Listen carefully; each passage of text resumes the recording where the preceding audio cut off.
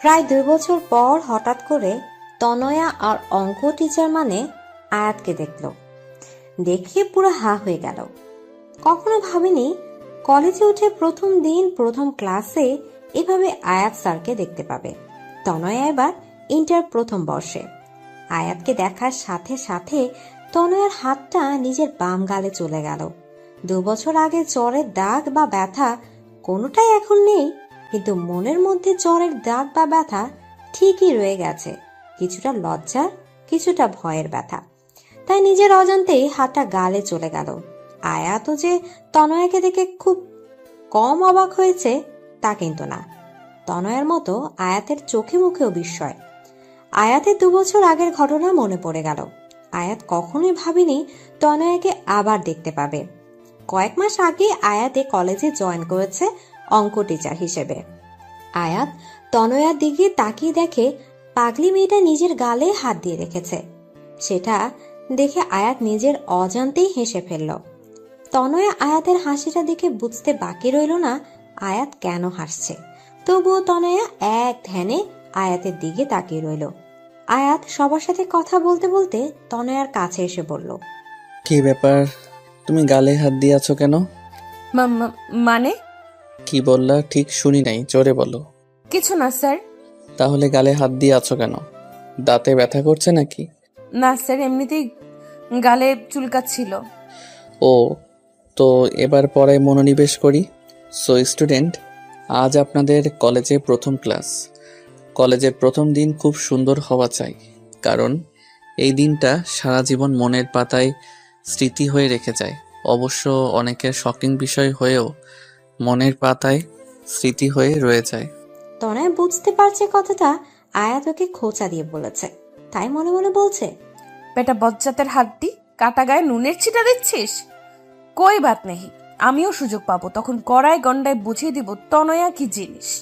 এখন আছি তো দুজন একই কলেজে। কলেজ লাইফ মানে মজা, হই হুল্লোড়, কিন্তু সাথে সাথে পড়াশোনাও করতে হবে কিন্তু। আর আমার পরিচয়টা তো পেয়ে গেছেন, আমি আয়াত, আপনাদের ম্যাথ টিচার।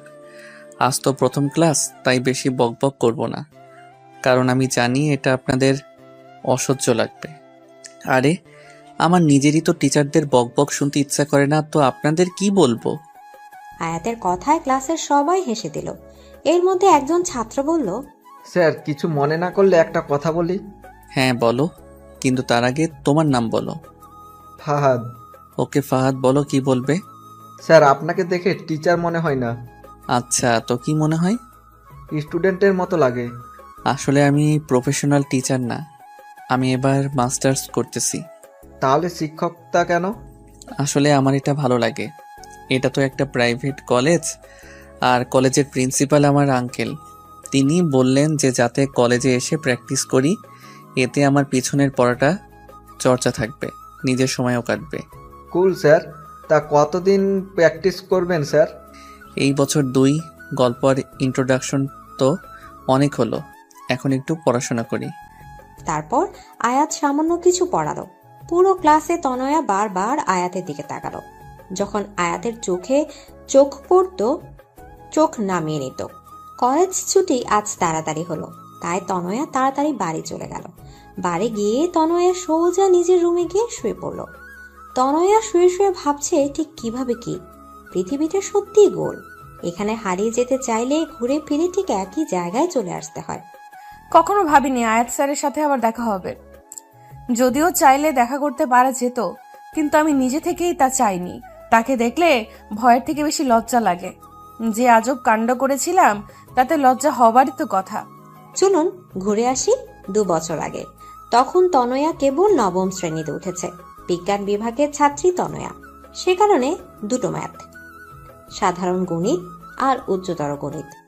প্রথম প্রথম তনয়া বাকি বন্ধুদের সাথে স্কুলের কোচিং এ পড়তো, কিন্তু বাড়ি থেকে স্কুল বেশ দূরে হওয়ায় স্কুলে কোচিং একসাথে সামলাতে খুব কষ্ট হতো।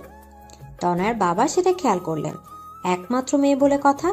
তারপর তনয়ার স্কুলের টিচারের কাছে গেল, কিন্তু তিনি বললেন তার সময় হবে না।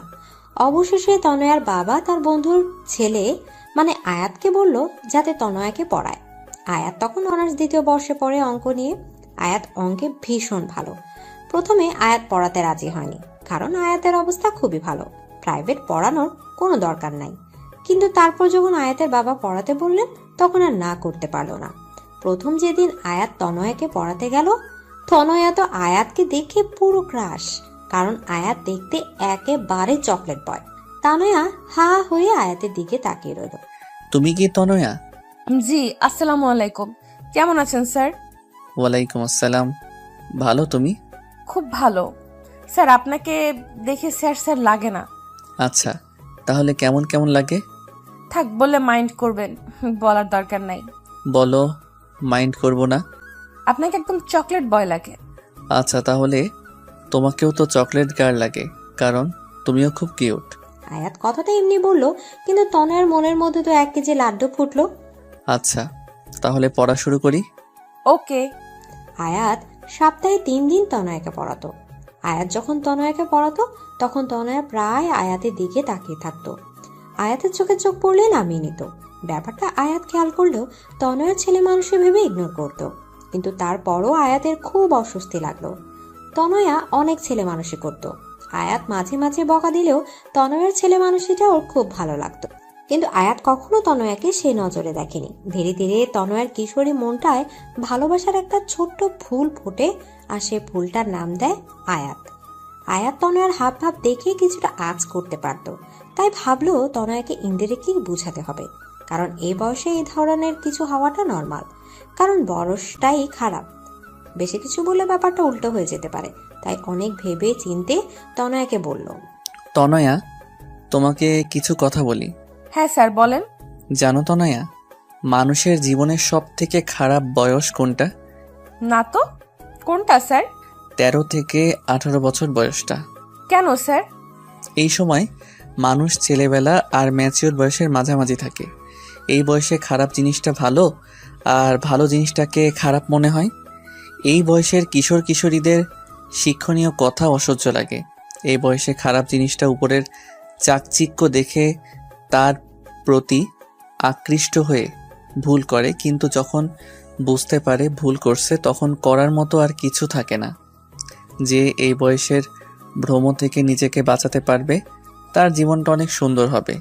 দেখো, এই বয়সে ভালো লাগা জিনিসটা মনের সাথে আষ্টে পৃষ্ঠে জড়িয়ে যায়। তখন বোঝা যায় না কোনটা ভালো লাগা আর কোনটা ভালোবাসা। ভালো লাগা আর ভালোবাসার মধ্যে আলাদা একটা পৃথিবী তৈরি হয়ে যায়। যেই পৃথিবীতে প্রথম প্রথম ফুলের সমারোহ থাকলেও কিছু দূর যেতেই দেখবে ফুলগুলো ঝরে গিয়ে সেখানে কাঁটার উৎপত্তি হয়েছে। আমি কি বলতে চাচ্ছি তুমি বুঝেছো? জি স্যার। কি বুঝলা? I love you. What? What না স্যার, উত্তরটা আই লাভ ইউ টু হবে। Just shut up. আমি তোমাকে এতক্ষণ কি বোঝালাম, সব কি তোমার মাথার উপর দিয়ে গেছে? না স্যার, এক কান দিয়ে ঢুকছে, অপর কান দিয়ে বের করে গিয়েছি। চুপ, একদম চুপ। তোমাকে বললাম না এই বয়সে কখনো ভালোবাসা হয় না, এটা হয় ভ্রম, নয় ভালো লাগা। No sir, I really love you. তোমার মতো ইডিয়েট মেয়েকে পড়ানো আমার পক্ষে সম্ভব না। Good bye. এই বলে রাগ করে হন হনিয়ে চলে গেল আয়াত। আর তনয় হাঁ হয়ে আয়াতের যাবার পানে তাকিয়ে রইল আর ভাবছে, কি এমন বললাম মেয়েরা প্রপোজ করলে ছেলেরা আরো খুশি হয়ে একসেপ্ট করে, আর এ তো উল্টো। আয়াত যদি বাবাকে বলে দেয় তাহলে তো সর্বনাশ। তাছাড়া সামনের মাসে প্রথম সাময়িক পরীক্ষা, এখন নতুন টিচার কোথায় পাবো? যাক, নিজের ইগো বর্তমানে ব্যাগে রেখে স্যারকে ফোন দিয়ে সরি বলি, দেখি বেটায় ঘাটতারায় মানে কিনা। এভাবে তনয়া আয়াতকে ফোন দিল। প্রথমে কয়েকবার রিং হয়ে কলটা কেটে গেল। তারপর আয়াত বলল, হ্যালো স্যার। হ্যাঁ বলো। Sorry sir. সরি বললে কাজ হবে না, আমি তোমাকে আর পড়াবো না। স্যার, আমি আর কখনো এমন কথা বলবো না, প্লিজ বাবাকে কিচ্ছু বলবেন না। ঠিক আছে। তাহলে কাল থেকে পড়াতে আসছেন? না, তোমার বাবাকে বলবো না, তাই বলে যে তোমাকে পড়াবো তা কিন্তু না। প্লিজ স্যার, সামনের মাসে আমার পরীক্ষা, এখন নতুন টিচার কোথায় পাবো, আর বাবাকেই বা কি বলবো? সেটা মাথার মধ্যে প্রেমের পোকা ঢোকার আগে মনে ছিল না? সরি বললাম তো, আর আপনিই তো বললেন যে এই বয়সে ভুল হয়। তাহলে আপনার কি উচিত না আমার ভুলটা শুধরে দেওয়া? এই মেয়ে, তুমি তো দেখছি আমার কথায় আমাকে ফাঁসিয়ে দিলা। ঠিক আছে, কাল থেকে পড়াতে আসবো, তবে একটা শর্তে। কি শর্ত স্যার? এই ধরনের কোনো দুষ্টুমি বা ফাইজলামি আর কখনো করবে না, ঠিক আছে? ঠিক আছে স্যার। পরের দিন আয়াত আবার নিয়মিত পড়াতে আসতো। তনয় এখন অনেক শান্ত হয়ে গেছে, সে আগের মতো দুষ্টুমি করে না। আয়াত প্রথম প্রথম তাতে খুব খুশি হয়েছিল, কিন্তু ধীরে ধীরে আয়াত ও তনয়া সেই দুষ্টুমিগুলো মিস করতে লাগলো। কিন্তু সব বুঝতে পেরেও আয়াত তনয়াকে কিছুই বলতো না, ভাবতো সামনে ওর পরীক্ষা, এই মুহূর্তে কিছু বলা মানে ওর ঘাটাকে উস্কে দেয়া, তাই চুপচাপ রইল। তারপর তনয়ার পরীক্ষা শেষ হলো, খুব ভালোভাবে পরীক্ষাগুলো হয়ে গেল। পরীক্ষার পর তনয়া আবার আগের মতো দুষ্টামি করা শুরু করলো, কিন্তু আয়াতকে এখন খুব কম জ্বালায়। একদিন তনয়া ওর কিছু বান্ধবীদের সাথে ঘুরতে পার্কে গেল। সেখানে গিয়ে দেখে আয়াত একটা মেয়ের সাথে বসে কথা বলছে, খুব হাসাহাসি করছে। তনয়া সেটা দেখে রাগে ফুটছিল, ওর বান্ধবীদেরকে বললো সামনে যেতে। তারপর সোজা গিয়ে আয়াতের সামনে দাঁড়ালো, রাগী চোখে আয়াতের দিকে তাকিয়ে আছে। আয়াত তনয়াকে দেখে বলল, আরে তনয়া, তুমি এখানে? উনি কে? আমার বন্ধু লিমা। বন্ধু নাকি অন্য কিছু? তা দিয়ে তোমার কি দরকার? তনয়া কোনো কথা না বলেই আয়াতের গালে একটা কিস করে বসলো। কারণ আই স্টিল লাভ ইউ। উপস্থিত ঘটনায় আয়াত আর লিমা হতভম্ব হয়ে গেল। আয়াতেরও ভীষণ রাগ উঠে গেল। তারপর একটা শব্দ হলো ঠাস, হাত তনয়া নিজের গালে হাত দিয়ে আছে। এই মেয়ে, তোমাকে কথা বললে বোঝো না নাকি? তোমাকে এত বোঝানোর পরও বোঝো না? আর শোনো, তোমাকে আমি ভালোবাসি না, কারণ আমি লিমাকে ভালোবাসি। আর হ্যাঁ, ও আমার বন্ধু না, গার্লফ্রেন্ড। আর কখনো তোমাকে পড়াবো না, যাও বাড়ি যাও। ধমক দিয়ে পাঠিয়ে দিল। তনয়া আয়াতের কথাগুলো শুনে কান্না করে দিল, টপ টপ করে ওর চোখ থেকে জল পড়ছে। তারপর গা চেপে ফুপিয়ে ফুপিয়ে বলল, ভালোবাসেন না ঠিক আছে, তাই বলে চড় মারলেন কেন? আমার গালটা যে লাল হয়ে গেল, খুব ব্যথাও করছে। তনয়ার কথা শুনে আয়াতের খুব হাসি পাচ্ছে, কিন্তু এখন হেসে দিলে সব উল্টো হয়ে যাবে, তাই অনেক কষ্টে আয়াত হাসিটা আটকালো। তনয়া কাঁদতে কাঁদতে চলে গেল, আর আয়াত ওর যাবার পানে কতক্ষণ তাকিয়ে থেকে বাড়ি ফিরে গেল। তনয়ার ফর্সা গা জলের কারণে লাল হয়ে গিয়েছে। রাতের বেলা তনয়া ওর বাবার সাথে বসে টিভি দেখছিল, তখনই ওর বাবার ফোন আসলো। ওর বাবা তখন বলল আয়াত ফোন করেছে। ভয়ে তো তনয়ার হাত পা ঠান্ডা হয়ে যাওয়ার উপক্রম, না জানে কি না কি বলে তার বাবাকে। তনয়ার বাবা ফোনে কথা শেষ হয়ে বললেন, আয়াত নাকি আর তনয়াকে পড়াতে পারবে না। কেন? আয়াতের নাকি কিছুদিন পর পরীক্ষা, প্রাইভেট পড়ালে নাকি ওর নিজের পড়ায় অসুবিধা হয়, তাই। তাহলে তনয়াকে কেন পড়াবে? আয়াত নতুন টিচার ঠিক করে দিয়েছে, কলেজের টিচার, বয়স্ক একজন টিচার। বেটা বজ্জাত, আমাকে এখন বয়স্ক টিচারের হাতে দেওয়া হচ্ছে? তোকে আমি দেখে নিব, কবে তা নিশ্চিত বলতে পারি না, তবে হতে পারে 5-10 বছর পর, কিন্তু দেখে অবশ্যই নিব। তারপর আর আয়াতের সাথে তনয়ার দেখা হয়নি। তারপর তনয়া আর কারোর সাথে রিলেশন তো দূরে থাক, কেউ প্রপোজ করলেও তাকে ধরে পিটাতো। তনয়া এসএসসি পরীক্ষায় জিপিএ 5 পেল। তারপর কিছুদিন আগে এই কলেজে ভর্তি হলো, কিন্তু কপাল দুঃখে বলেন আর সুখে বলেন, প্রায় 2 বছর পর তনয়া আর আয়াতের আবার দেখা হলো। ও হ্যালো বন্ধুগণ, কল্পনা শেষ, এবার বর্তমানে ফিরে আসেন। পরের দিন তনয়া আবার কলেজে গেল। আজকে আয়াতের ক্লাস টাইমে তনয়া গিয়ে ক্লাসের পেছনের দিকটায় বসলো, আর এমন ভাবে বসলো যাতে আয়াতের বারবার দেখতে না হয়। মানে ওর সামনের বেঞ্চে লম্বা একটা ছেলে ছিল, আয়াত এসে বার ক্লাসের দিকে এদিক ওদিক চোখ বোলাচ্ছিল। তারপর দেখলো তনয়া ক্লাসের পেছনের দিকে নিচের দিকে তাকে চুপচাপ বসে খাতায় আঁকিবুকি করছে। আয়াত তনয়ার বেঞ্চের পাশে গিয়ে একটি কাশি দিল। আয়াত থেকে তনয়া তাড়াহুড়ো করে দাঁড়ালো আর হাতটা সোজা বাম গালে রাখলো। তনয়ের এই অবস্থা থেকে আয়াতের খুব হাসি পেল, কিন্তু হাসিটা চেপে রেখে বলল, কি ব্যাপার তনয়া? আমি ওখানে পড়াচ্ছি আর তুমি এখানে খাতায় কি আঁকছো? খাতাটা হাতে নিয়ে তনয়া পেট মোটা একটা কার্টুন এঁকেছে দেখে। What is this Tanaya? Sorry sir. Shut up! আমি বলছি ক্লাস টাইমে পড়ায় মনোযোগ না দিয়ে তুমি এসব কি আঁকছো? Sorry sir. It's okay, but not again. I remember sir. That's good. তারপর আয়াত আবার পড়ানো শুরু করলো, আর তনয়া মনে মনে আয়াতকে এক গাদা গালি বর্ষণ করলো। পরের দিন কলেজের ব্রেক টাইমে কয়েকজন স্টুডেন্ট মিলে ঠিক করলো অঙ্ক প্রাইভেট পড়বে, আর সবাই আয়াত স্যারের কাছেই পড়বে বলে ঠিক করেছে। কিন্তু তনয়া বলল তার কাছে না পড়ে অন্য কোনো টিচার দেখতে, কিন্তু সবাই মনস্থির করেছে আয়াত স্যারের কাছেই পড়বে। তাই সবাই মিলে আয়াতের কাছে গেল কথা বলতে, কিন্তু তনয়া গেল না। সবাই আয়াতকে পড়ানোর জন্য অনেক অনুরোধ করার পর আয়াত রাজি হলো, কিন্তু আয়াতের বাসায় এসে সবাইকে পড়তে হবে। সবাই তাতে রাজি হয়ে গেল। আয়াত তখন তনয়াকে খুঁজতেছিল। তারপর ভাবলো হয়তো তনয়া ওর কাছে পড়বে না। তনয়া ভাবছে পড়তে যাবে কি যাবে না। তারপর ভাবলো সব বন্ধুরা পড়তে পারলে আমি কেন পারবো না। আর আয়াত স্যারের প্রতি এখন কোনো ফিলিংস নাই। আবার নিজেই নিজেকে প্রশ্ন করলো, সত্যি কি তার প্রতি কোনো ফিলিংস নাই? একটা পরীক্ষা করে দেখি আয়াত স্যারকে আমি আজও ভালোবাসি কিনা। চোখ বন্ধ করে কতক্ষণ থাকবো? যদি আয়াত স্যারের চেহারা দেখি তাহলে বাসি, আর না আসলে তো নাই। আমি চোখ বন্ধ করলাম, কিন্তু কিছুক্ষণ চোখ বন্ধ করার পর তনয়া কেঁপে উঠলো। আরে আমি তো আয়াত স্যারকে ভুলেই গেছিলাম। তাহলে চোখ বন্ধ করলেই শুধু তাকে কেন দেখতেছি? আজব তো। কয়েকদিন পর থেকে সবাই আয়াতের বাসায় পড়তে গেল।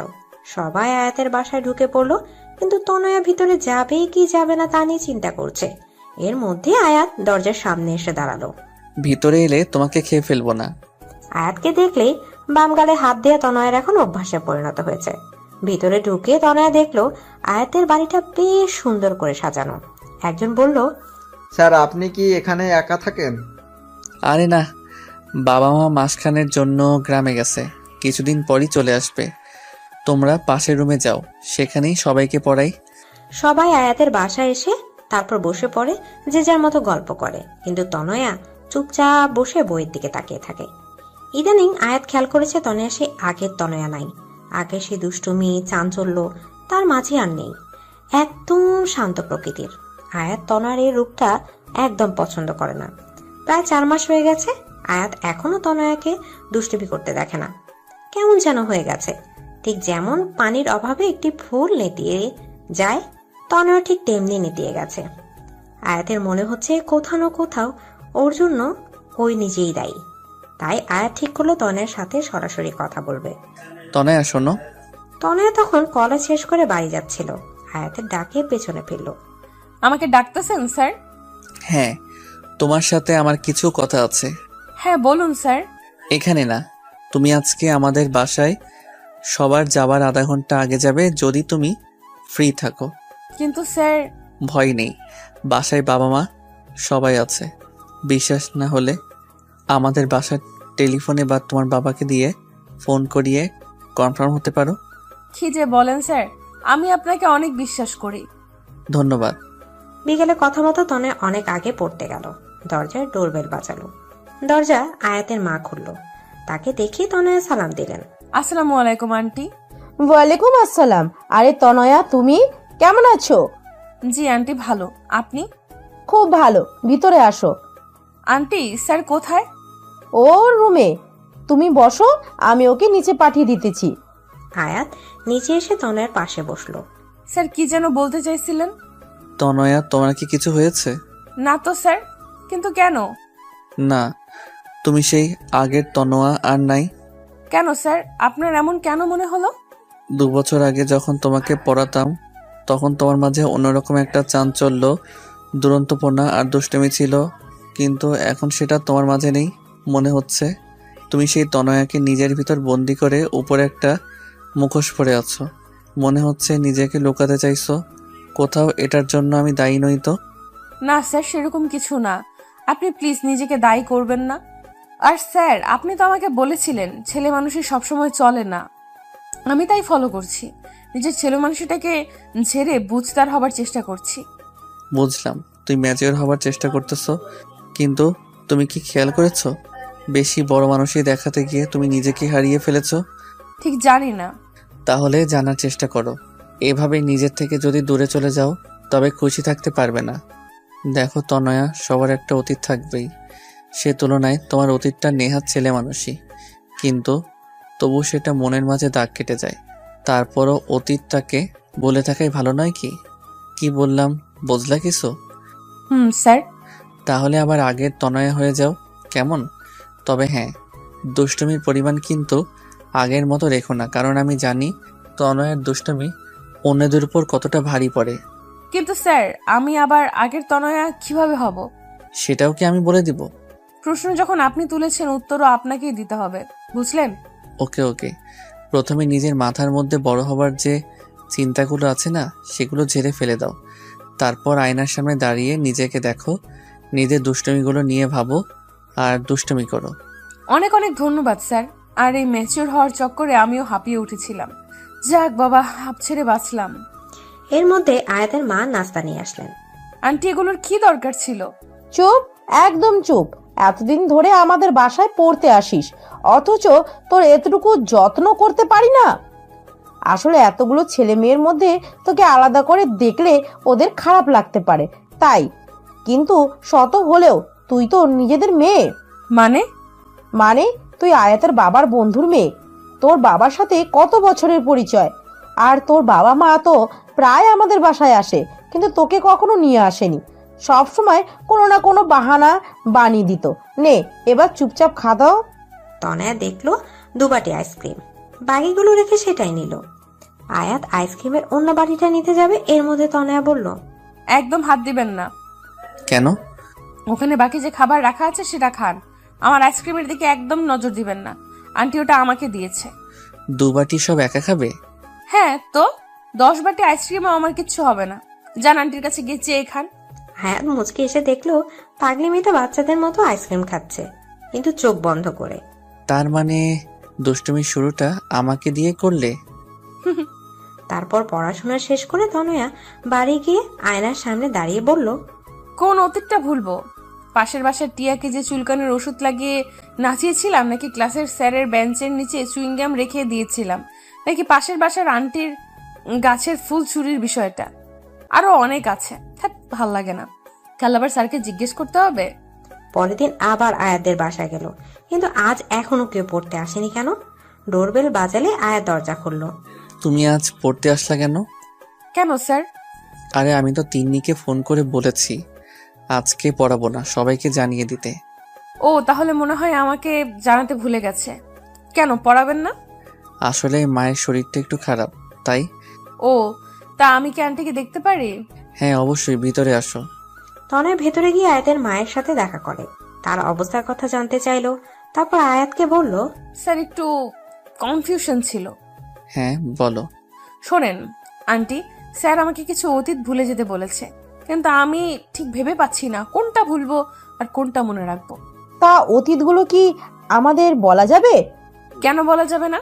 অবশ্যই। তারপর তনয়া শুরু করলো তার সকল দুষ্টামির কাহিনী। শুরু করেছে তো করেছে, শেষ হবার নামই নেই। আর এদিকে আয়াত আর ওর মা তনয়া দুষ্টামির কথা শুনে হাসতে হাসতে অবস্থা 12টা।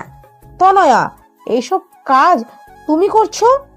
হ্যাঁ আন্টি, আরো আছে, কিন্তু ঠিক মনে পড়ছে না। কিন্তু এর মধ্যে থেকে কোনটা ভুলবো আর কোনটা মনে রাখবো তাই নিয়ে কনফিউজড আছি। একটাও ভুলতে হবে না। আরে আপনি তো অতীত ভুলতে বললেন। ভুল হয়েছে আমার। আমি ভুলে গেছিলাম যে তুমি তনয়া। তুমি সবসময় আমার অস্ত্র আমার উপরই প্রয়োগ করো। তোর মতো মেয়ে থাকলে তাদের ঘর সবসময় খুশিময় থাকবে। রিয়েলি আন্টি, এখন কেমন লাগছে আপনার? হ্যাঁ সত্যি, যা অসুস্থ ছিলাম তোর কথায় ঠিক হয়ে গিয়েছি। আর আমার এখন খুব ভালো লাগছে। আন্টি, আমি এখন উঠি তাহলে। নিজের খেয়াল রাখবেন। By aunty. আয়াত তনয়াকে দরজা পর্যন্ত এগিয়ে দিয়ে আবার ডাক দিল, তনয়া শোনো। জি স্যার। তুমি কালকে বলেছিলে তুমি আমাকে বিশ্বাস করো, কিন্তু সে বিশ্বাসের ভিত্তি বা কারণটা জানতে পারি? এই 14-15 বছরের মেয়ে আপনাকে প্রপোজ করেছে। চাইলেই আপনি তার দুর্বলতার সুযোগ নিতে পারতেন, কিন্তু আপনি তা না করে মেয়েটাকে ভুল পথ থেকে ফিরিয়ে এনেছেন। বিশ্বাস করার জন্য এটাই যথেষ্ট নয় কি? স্যার, আমি আপনাকে খুব শ্রদ্ধা করি। আর সাবধানে যেও। Bye sir. আয়াত তারপর দরজা আটকে ভেতরে যেতে শুনে তনয়ার চিৎকার। আয়াত দ্রুত দরজা খুলে হতভম্ব হয়ে গেল। আয়াত দরজা খুলে দেখে তনয়া সিঁড়িতে উপর আধা শোয়া হয়ে আধা বসা অবস্থায় আছে। আয়াত প্রথমে ভাবলো তনয়া হয়তো দুষ্টামি করছে, কারণ এই ধরনের দুষ্টুমি তনয়া এর আগেও কয়েকবার করেছিল। তাই বলল, তনয়া এবার আর আমাকে বোকা বানাতে পারবে না, ওঠো বলছি। তনয়া, তনয়া, তনয়া। কয়েকবার ডাক দিল, কিন্তু তনয়ার কোনো সাড়া শব্দ পেল না। তাই গিয়ে তনয়ার কাঁধে হাত রাখলো, আর সাথে সাথে তনয়া মাটিতে গড়িয়ে পড়ল। আয়াত হতভম্ব হয়ে গেল, কারণ তনয়ার কপালে রক্ত। দেয়ালের দিকে তাকিয়ে দেখে দেয়ালেও খানিকটা রক্ত লেগে আছে। সিঁড়িতে অনেক পানি পড়ে আছে, মনে হয় তনয়া পানিতে স্লিপ করে পড়ে গেছে। মেয়েটার মাথা ফেটে গেছে, কি যে করবে সে। আয়াত ভাবছে। আয়াত তনয়াকে কোলে তুলবে কি তুলবে না এটা নিয়ে অস্বস্তি বোধ করছে। তারপর ভাবলো ওসব পরে ভাববো, আগে মেয়েটাকে ভিতরে নিয়ে যাই। আয়াত তনয়াকে কোলে তুলে বলল, আরে মেয়েটাকে দেখতে তো অনেক শুকনা, কিন্তু ওজন কম করে হলেও 42 হবে। আয়াত তনয়াকে নিয়ে ওর মায়ের রুমে শোয়ালো। আরে কি হয়েছে ওর? মা মনে হয় সিঁড়ি দিয়ে স্লিপ করে পড়ে গেছে।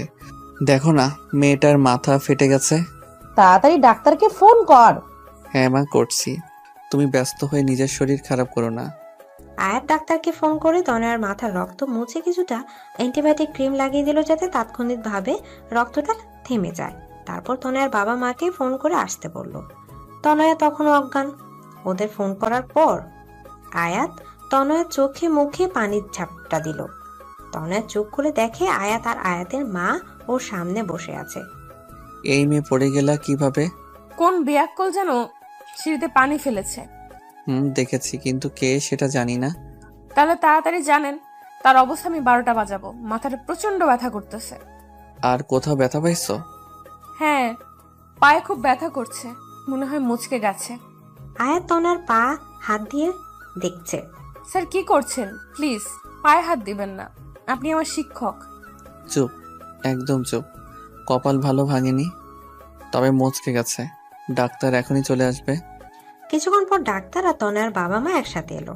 ডাক্তার তনয়ার মাথায় ভালো করে ব্যান্ডেজ করে দিল, পায়ে লিকোপ্লাস্টার পেঁচিয়ে দিল, তারপর একটা ইনজেকশন বের করলো। না, চুপ চুপ, কানের পোকা বের করে দিল। আমি একদম ইনজেকশন দিব না। অত বড় সুচ আমার গায়ে ফুটাবে, নো চান্স।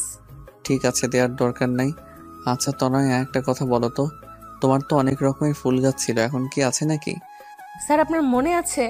কেন মনে থাকবে না? অনেক সুন্দর তোমার বাগানটা। এখন তো আগের থেকেও বেশি ফুল আছে।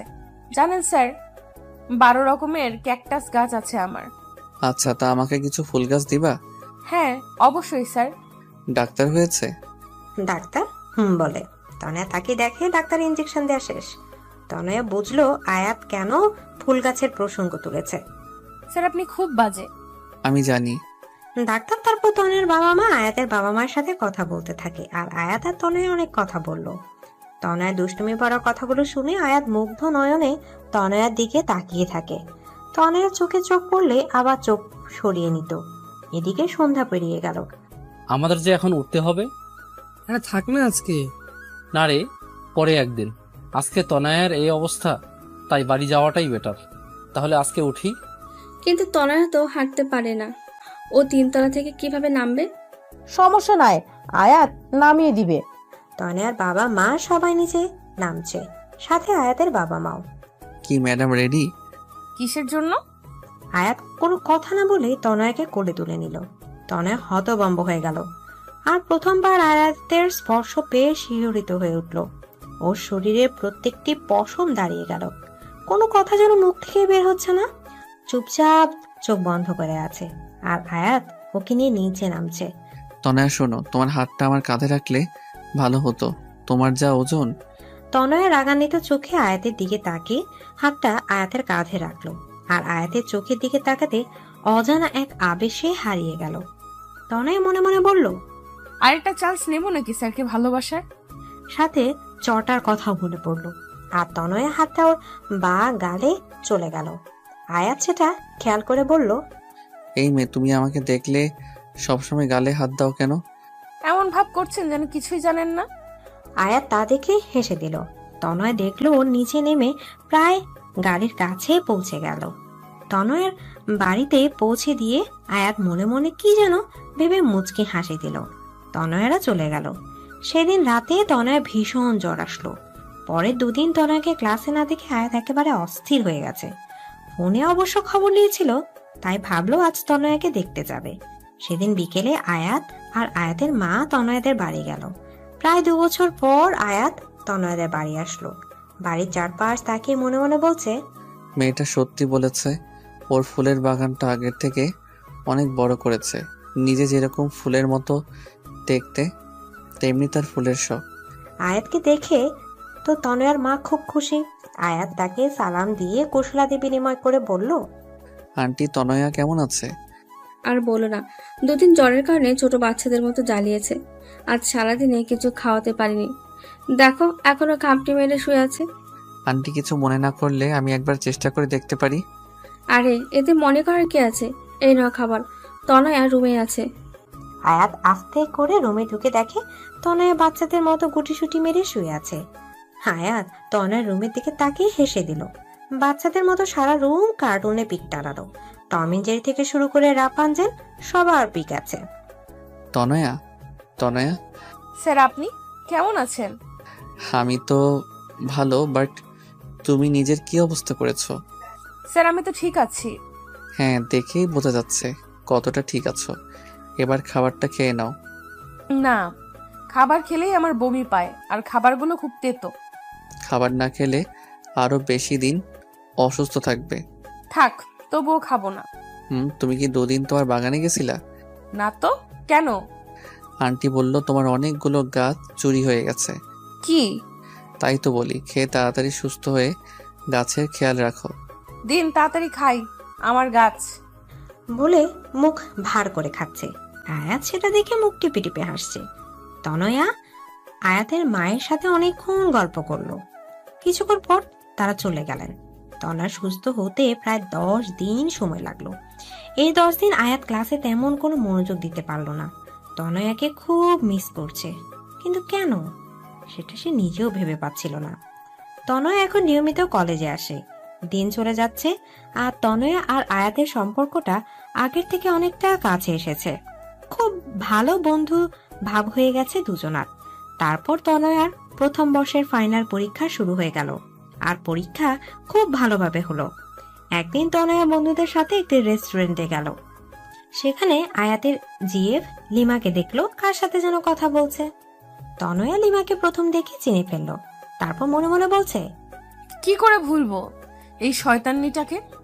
আমার অঙ্ক স্যারকে আমার কাছ থেকে চুরি করে নিয়ে গেল, চুন্নি কোথাকার। কিন্তু চুন্নিটার সাথে কে? আয়াত স্যারের মতোই তো লাগছে না। যাই একটু দেখে আসি, জ্বালিয়েও আসি। তোরা খাবার অর্ডার দে, আমি এক্ষুনি আসতেছি। তনয়া লিমার সামনে গিয়ে দাঁড়িয়ে বলল, হাই লিমা আপু। হাই, আমাকে চিনতে পেরেছেন? তুমি তনয়া না?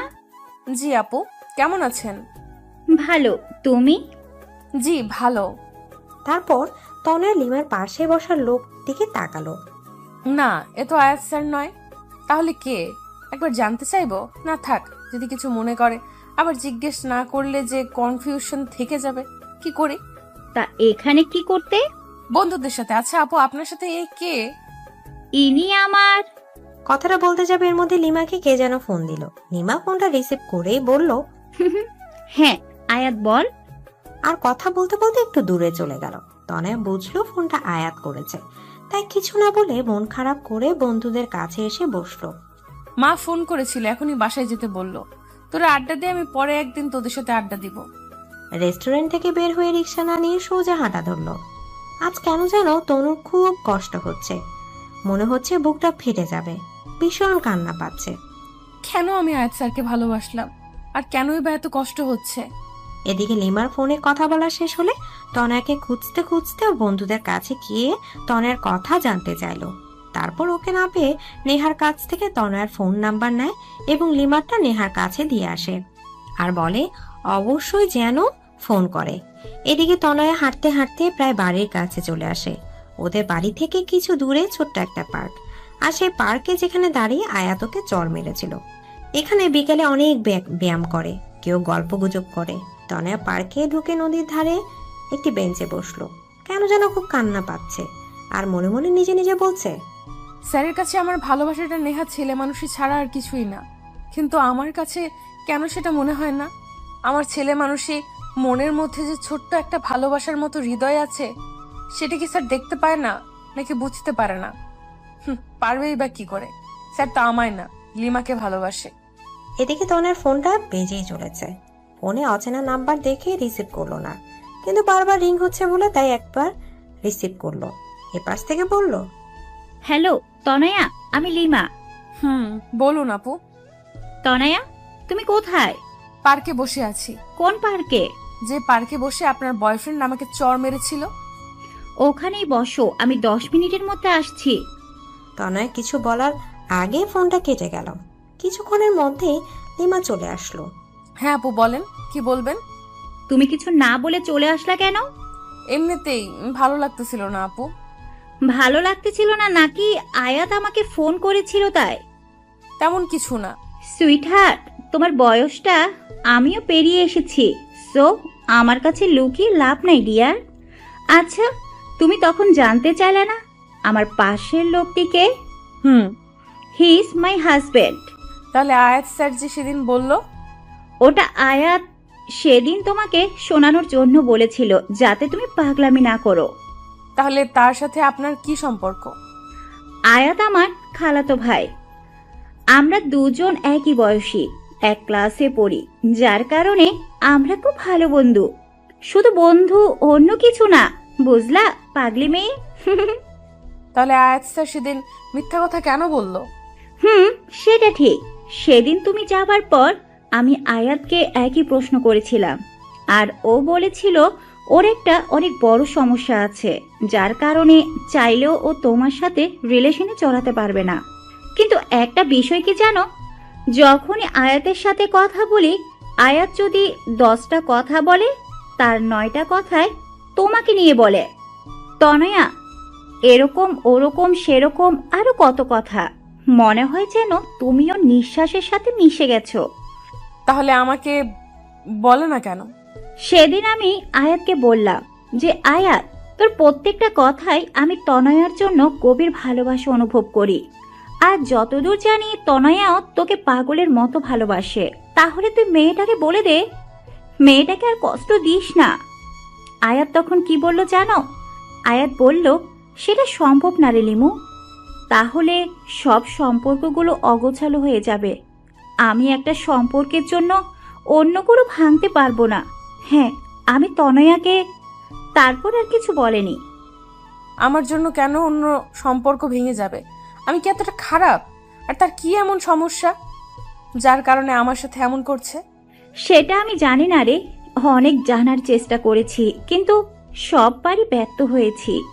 এখন তুমি চেষ্টা করে দেখতে পারো। তনয়া অঝরে কাঁদছে। এই পাগলি মেয়ে, প্লিজ কেঁদো না। দেখো, আমি তোমাকে এই কথাগুলো আগেই বলতে পারতাম, কিন্তু তুমি তখন খুব ছোট ছিলা। আর তারপর আমার বিয়ে হয়ে যায়। বিয়ের পর আমি চট্টগ্রাম ছিলাম, তখন চেয়েও তোমার সাথে যোগাযোগ করতে পারিনি। সরি আপু। কেন? আয়াত স্যারের গার্লফ্রেন্ড ভেবে তোমাকে মনে মনে অনেক বকা দিয়েছিলাম। পাগলি মেয়ে, ইটস ওকে। আচ্ছা শোন, তুমি এসব নিয়ে চিন্তা করো না। দেখবে আল্লাহ চাইলে তুমি তোমার অঙ্কের টিচারকে পেয়ে যাবে। আল্লাহ যদি না চাই? তাহলে পাবে না। লিমার কথা শুনে তনয় ভ্যা ভ্যা করে বাচ্চাদের মতো কেটে ফেলল। প্লিজ এভাবে কেঁদো না। আয়াত কিন্তু ছিসকাতুনি মেয়েদের একদম পছন্দ করে না। তনয়ার সাথে কান্না থামিয়ে ফেললো আর ফোপাচ্ছে।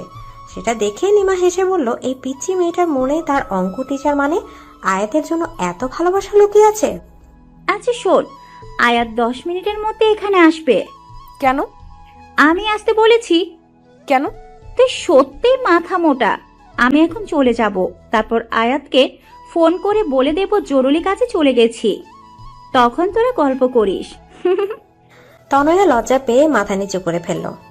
ও বাবা, এই মেয়ে তো লজ্জাও পায়। ধন্যবাদ আপু। শোন, রোজ ফোন করবি আমাকে, ওকে? আর শোন, আমি তোকে যা বললাম আয়াতকে বলবি না। ভালো থাকিস, বাই। তুমিও ভালো থেকো, বাই।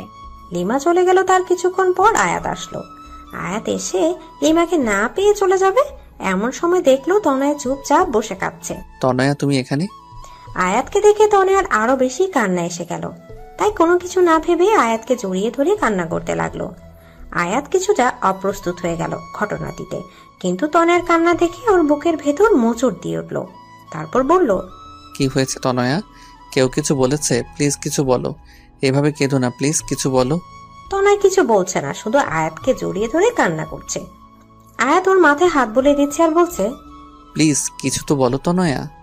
তনয় নিজেকে আয়াতের থেকে ছাড়িয়ে কিছু না বলে কাঁদতে কাঁদতে চলে গেল। আয়াত বোকার মতো যাওয়ার পানে তাকিয়ে রইল। পরে কয়েকবার তনয়ার কাছে এই বিষয়ে আয়াত জানতে চেয়েছে, কিন্তু সবসময় তনয়া ব্যাপারটা এড়িয়ে গেছে। 3 মাস পর ঠাস, আজ আয়াত তনয়াকে সর্বসম্মুখে আবারও একটা চড় মারল। কিন্তু কেন? আয়াত পার্কে বসে আবার তনয়াকে একটা চড় মারল। পার্কের অনেক লোক তাকিয়ে আছে এই অবস্থা দেখে। তনয়া গালে হাত দিয়ে দাঁড়িয়ে আছে। আজ ওর চোখ থেকে অশ্রু নদী বইছে না, কিন্তু খুশিতে চোখ দুটো ছলছল করছে। আয়াত ওকে চড় মেরে কিছু দূর গিয়ে নিজের হাতে সাজরে একটা আঘাত করলো। তনয়া দৌড়ে গিয়ে ওর হাতটা ধরে বলল, মাথা ঠিক আছে আপনার? আয়াত কোনো কথা না বলে তনয়াকে নিজের বুকের সাথে শক্ত করে চেপে ধরলো। তনয়া হতবাক হয়ে গেল। তনয়া নিজেকে ছাড়ানোর চেষ্টা করছে কিন্তু পারছে না, কারণ আয়াত ওকে এতটা শক্ত করে জড়িয়ে ধরে আছে। তনয়া চেষ্টা করেও নিজেকে ছাড়াতে পারছে না। নেহা আর নয়ন ওদের দিকে তাকিয়ে মুচকি মুচকি হাসছে, কারণ ওদের প্ল্যান কাজে দিয়েছে। প্ল্যানটা কি? চলুন 3 মাস আগে। লিমার সাথে কথা বলার পর তনয়া অনেকবার বিভিন্নভাবে আয়াতের সমস্যাটা জানতে চেষ্টা করেছে, কিন্তু সববারই ব্যর্থ হয়েছে। তাই ভাবলো, আয়াত স্যার যেমন লিমার নাম করে আমাকে খেপিয়েছে, তেমন কিছু করলে কেমন হয়। তাই নেহার সাথে কথা বলল, কারণ নেহা তনয়ের বিষয়ে প্রায় সব কথাই জানে।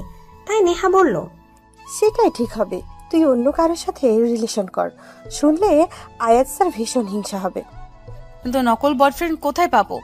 এক কাজ কর, আমার বয়ফ্রেন্ড মানে নয়নকে কয়েকদিনের জন্য ধার নে। আর আমার আর নয়নের সম্পর্কের কথা তো তেমন কেউ জানে না, তাই সন্দেহ হবে না।